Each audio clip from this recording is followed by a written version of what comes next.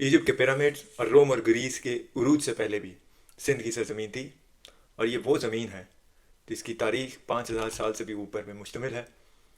अगर आप Indus valley civilisation की बात कर लें, अलेक्जेंडर के कॉन्क्वेस्ट की बात कर लें, या इस्लाम के राइज से लेके कॉलोनियल एज की बात कर लें, सिंध की तारीख ने बहुत सारे एरियाज़ को और एराज को ना सिर्फ ओवरकम किया है, बल्कि इससे शेप अप भी हुई है। तो आज हम इस वीडियो में सिंध की तारीख पे, इस 5,000 ईयर्स की तारीख पे थोड़ी नज़र डालेंगे। और ये एक जगह है जो एक बर्थ प्लेस जिसे कह सकते हैं ह्यूमैनिटी की ओल्डेस्ट सिविलाइजेशन का, जैसे हम सबको पता है। और एक पर्सनली मेरे लिए, अपने लिए भी बहुत ज़्यादा लगाव है मुझे इधर से, बिकॉज मैंने अपनी ज़िंदगी के 2 साल यहाँ पे इंटीरियर सेंट में गुजारे, और वो एक्सपीरियंस मैं कभी नहीं भूल सकता। तो शुरू करते हैं इंडस वैली सिविलाइजेशन से, जो नेचुरल पॉइंट है हमारा शुरू करने का। तो जैसे मैंने कहा कि ये स्टोरी ऑफ सिंध जो है वो शुरू होती है ऑलमोस्ट 5,000 ईयर्स अगो, जब बैंक्स ऑफ इंडस के जो रिवर है उस पर एक सिविलाइजेशन फ्लरिश हुई, जिसने प्लान की सिटीज़, पब्लिक पार्क्स और प्रिसाइज ड्रेनेज सिस्टम, जिसे आज हम इंडस सिविलाइजेशन के नाम से जानते हैं। और इसका जो ज्यूल इन द क्राउन था जिसे कहते हैं, वो मोहनजोदाड़ो था, जिसके आज भी रूइंस हमें देखने को मिलते हैं सिंध में। मैंने खुद बहुत विज़िट किए और वो स्टैगरिंग थे मेरे लिए खुद भी। कहा जाता है कि वो ट्रेड करते थे डिस्टेंस लैंड से, जो क्या वर्शिप करते थे वो उसके बारे में अभी तक नहीं हमें पता। और उन्होंने एक लैंग्वेज वो एक बोलते थे जिसको हम आज तक डिस्पाइट सो मैनी ईयर्स अभी तक रीड नहीं कर पाए या डिसाइफर नहीं कर पाए। इनके इंडस वैली सिविलाइजेशन की इंटरेस्टिंग बात ये थी कि उनके जो रूइंस मिले हैं उनमें हमें कोई पैलेसेस नहीं मिले, नो टेम्पल्स भी नहीं मिले। और इस बात से अंदाज़ा लगाया जाता है कि वो अपने टाइम की one of the most egalitarian society थी। और और ये बिलीव किया जाता है कि अराउंड 1900 BCE सडनली वो वैनिश हो गए। अब ये भी हमें नहीं पता कि वो क्या कॉज थी कि जिसकी वजह से वो वैनिश हुए। क्या वो क्लाइमेट चेंज था, या रिवर की शिफ्ट होने की वजह से वो वैनिश हो गए, या किसी और जगह के अटैक की वजह से, किसी और सिविलाइजेशन या लोगों के अटैक की वजह से वो वैनिश हो गए। तो this is still remaining a mystery. अब सिंध की स्टोरी की बात करें तो सिंध की स्टोरी में इंडस वैली सिविलाइजेशन के बाद जो नेक्स्ट पार्ट नेचुरली आता है वो वैदिक पीरियड है, और जो इन्वेजन्स थी वो इंडो आर्यन साइड से वो आता है। इसके इंडस वैली सिविलाइजेशन के वैनिश होने के बाद इंडो आर्यंस जो है वो अपना वैदिक कल्चर, संस्कृत और न्यू रिलीजियस ट्रेडिशन लेके आए सिंध में। और काफ़ी सेंचुरीज तक सिंध जो है वो डिससेंट्रलाइज रहा इन ट्राइब्स में और न्यू कम्युनिटीज़ ने। उन्होंने अपने सिंध में ट्रेडिशन इवॉल्व किए, लोकल किंगडम्स इवॉल्व की, और ये छोटी छोटी जो ट्राइब्स और किंगडम्स हैं उन्होंने अपना मार्क बहुत ज़्यादा सिंध पे छोड़ा, और वो आज भी हम किसी ना किसी शेप में देख सकते हैं। और अगर हम अपने नेक्स्ट पार्ट की तरफ जाएं तो around 6th century BCE Sindh में पर्शियन इन्फ्लुएंस हमें नज़र आता है, जहाँ पे जो ग्रेट पर्शियन एम्पायर थी, अकेमेनिड एम्पायर, वो को एक अपना प्रोविंस के तौर पे सिंध को अपने आप में जम कर लेती है। और इसके बाद जो नेक्स्ट बिग इन्वेजन होती है वो अलेक्जेंडर द ग्रेट की तरफ से होती है अराउंड 3 to 6 BCE। और अलेक्जेंडर के मरने के बाद उसके जनरल जो हैं वो अपने उसकी एम्पायर को स्प्लिट कर देते हैं, जिसके नतीजे में सिंध जो है वो अपने रूलर दोबारा चेंज करते हुए हमें नज़र आता है। और इसके बाद जो है वो हमें जाहिर है कि मौर्यन पीरियड हमें पता है शुरू होता है। मौर्यन पीरियड के दौरान जो अगर हम देखें तो सिंध में बुद्धिज़्म का हमें नज़र आता है कि वो स्प्रेड होता है, बुद्धिज़्म बहुत ज़्यादा। और सिंध जो है ड्यूरिंग दिस पीरियड वो बहुत सारी उसमें मोनेस्ट्री स्टूपस देखने को मिलते हैं। इनफैक्ट जो है अभी भी अगर देखा जाए तो उसमें बहुत सारे सिंध में बुद्धिस्ट स्तूपास हैं। कुछ मैं नोटेबल एग्जांपल यहाँ पे दूंगा जो मैंने खुद भी विज़िट किए हुए हैं।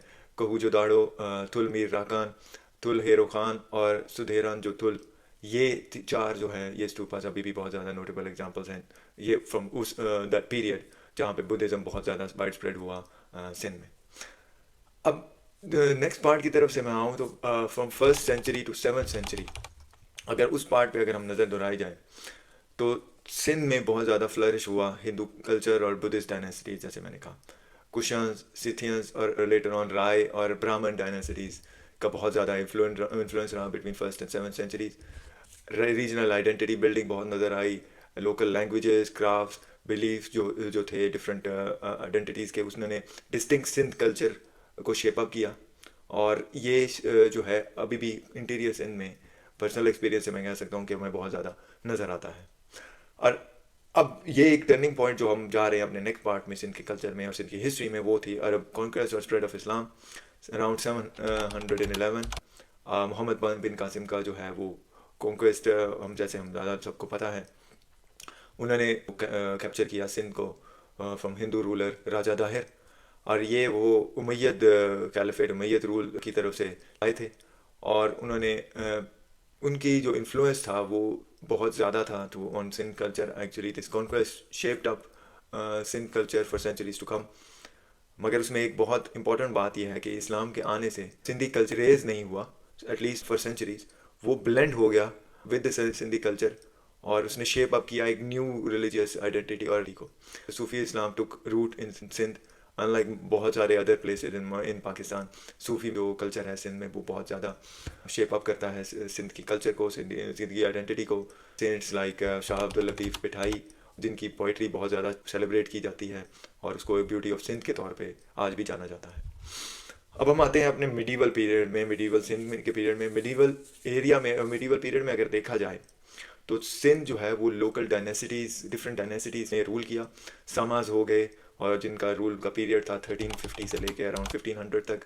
ارگنز ہو گئے جنہوں نے ساماز کو ڈیفیٹ کر کے سندھ کو کیپچر کیا، اور پھر کلہوراز لیٹر آن ہو گئے. اور ان لوکل ٹرائبز نے اپنے اپنے اسمال پیریڈز میں سندھ کو رول کیا، مگر لیٹر آن یہ سب ایبزارب ہو گئے مغل امپائر میں. مغلز نے فلی کیپچر کیا سندھ کو around 1591 during the rain of emperor اکبر. اور انڈر مغلز جو ہے اگر ایک چیز مینشن کی جائے تو وہ جو سندھ میں جو کوئی چیز ہوئی وہ تھی آرکیٹیکچرل بوم. جیسے کہ فار ایگزامپل ٹھٹھا جو ہے وہ ایک سینٹر بن گیا آرٹ ٹریڈ اور اسکالرشپ کا، اور جو ہے وہ سندھی لینگویج اور لٹریچر بھی اس پیریڈ میں ہمیں بہت زیادہ فلرش کرتا ہوا نظر آتا ہے.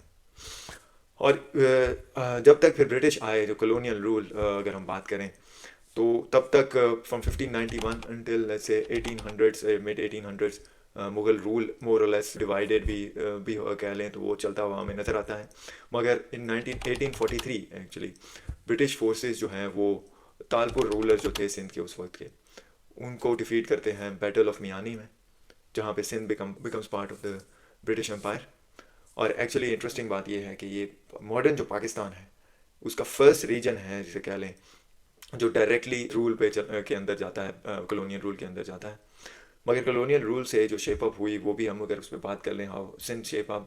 کراچی کو برٹشرز نے اپنا سندھ کا کیپٹل کے طور پہ لے کے آئے، اس کی جو پورٹ کو ٹرانسفارم کیا انٹو اے بسلنگ پورٹ وہ فار دیئر اون یوز. مگر اس سے بہت زیادہ سندھ کا بھی اوور آل فائدہ ہوا. لوکل ریزسٹنس تو انہیں مل رہی تھی کئی شیپ میں، مگر بہت زیادہ کراچی کی فلرش انڈر کلونیل رول ہمیں نظر آتی ہے. 20th سینچری کے آتے آتے جو ہے سندھ میں ہمیں دیکھنے کو ملتا ہے بہت سارے لوکل نیشنلسٹ رولرس ہیں، انہوں نے برٹن سے جو آزادی ہے اس میں بھی بہت زیادہ رول ادا کیا، جیسے جی ایم سید ہو گئے. مگر اس شیپ اپ کرنے جا رہے تھے وہ بہت زیادہ اپنی کلچرل رسپیکٹ اور کلچرل آئیڈینٹی کو پرسیویئر کرنے کی بھی اور پرزرو کرنے کی بھی بات بہت زیادہ کرتے تھے. تو اب ہم اگر آتے ہیں پارٹیشن کے بعد ماڈرن سندھ کی اگر اور لیگیسی کی بات کر لیں تھوڑی سی اینڈ پہ، تو 1947 میں جیسے کہ ہم سب کو پتہ ہے پارٹیشن ہوئی، سندھ جوائن کر لیا پاکستان کو. مگر اگر دیکھا جائے تو it came at a cost. بہت سارے جو سندھی ہندوز تھے جو کہ بہت زیادہ تعداد میں رہتے تھے سندھ میں، انٹیریئر سندھ میں، ایون کراچی میں، وہ مائیگریٹ ہو گئے سندھ میں. اور اس کی جگہ بہت ساری new community especially U P اور بہار سے وہ سندھ میں آئیں اور وہ میجر سٹیز میں چلی گئیں، جیسے کراچی ہو گیا، حیدرآباد ہو گیا. اس کی وجہ سے جو سندھ کا موزائک ہے اور کلچر ہے اور جو پکچر ہے وہ بہت زیادہ چینج ہوگی. اس کی کلچرل آئیڈینٹی اور جو آئیڈینٹی تھی کئی صدیوں سے چلی آ رہی تھی وہ بہت زیادہ چینج ہوئی. مگر اس کے باوجود جو اگر یہ ایک جگہ جس نے ابھی تک اس کو ریزسٹ کیا ہے، کمپلیٹ ریزسٹنس شو کی ہے پاکستان میں against complete change of this cultural identity, وہ انٹیریئر سندھ میں ابھی بھی ہمیں نظر آتی ہے ون وے اور دی ادر. یہ تو نہیں میں کہوں گا کہ وہ بالکل چینج نہیں ہو رہی یا وہ گیون نہیں کر رہی، مگر وہ آج بھی وہ جو ریزسٹنس ہے ٹورڈز کمپلیٹ چینج وہ ہمیں نظر آتی ہے. آج کے دور میں اگر دیکھیں تو ایک بہت زیادہ وائبرنٹ پروونس کے طور پہ سندھ نظر ہمیں آتا ہے. مگر میرے پرسنل ایکسپیرینس سے جو جتنا عرصہ میں وہاں رہا، جو ٹالرنس لیول ہے اور جو اس کا جو آرٹ ریزیلینس اور لینگویج پہ فوکس ہے، وہ ایز اے پرسن جو کہ پنجاب سے گیا تھا، لاہور سے اسپیشلی گیا تھا، وہ دیکھ کے بہت زیادہ خوش بھی ہوا تھا میں. اس سے زیادہ سیٹسفیکشن بھی مجھے ملی تھی کہ جو ڈائیورسٹی ہے اس کو سیلیبریٹ کس طرح کیا جا رہا ہے اور کیا جاتا ہے انٹیریئر سندھ میں. تو یہ تو ایک تھوڑا سا میری طرف سے ایڈیشن تھا ٹورڈز ہسٹری آف سندھ. اس پہ بہت زیادہ لمبی بھی بات ہو سکتی تھی، مگر I wanted to keep it very short to give an over view of how Sindh has shaped up it's 5000 years history. or how is it still resisting despite a lot of changes which has happened over the last 100 years. Thank you for watching.